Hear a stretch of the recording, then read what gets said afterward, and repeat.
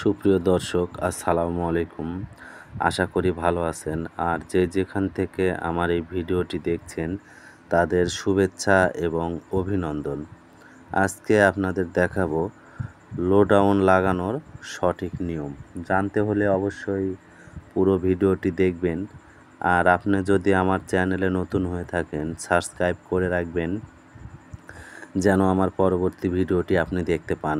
তো লোডাউন সেটিংয়ের আগে সর্বপ্রথম যে কাজটা আপনাকে করতে হবে সেটা হলো প্যান এবং লোডাউন দুইটা একসঙ্গে আপনাকে কিনতে হবে। তাহলে হবে কি, লোডাউনের সঙ্গে একটা ফ্ল্যাশ ব্যান্ড পাওয়া যায়, যেটা আপনার প্যানের সঙ্গে ঢালাই করে আটকাতে হয়। এক্সট্রা আপনাকে আর কেনার প্রয়োজন হয় না। তো সর্বপ্রথম যে কাজটা আপনি করবেন, আপনার বাথরুমের পরিবেশে প্যানের পিছন সাইডে 8 ইঞ্চি বা 10 ইঞ্চি 12 ইঞ্চি যেইটুকুই জায়গা থাক না কেন, আপনার ফ্ল্যাশ ব্যান্ড যেটা সেটিং করবেন সেটা আপনার ওয়াল থেকে 2.5 ইঞ্চি দূরত্বে।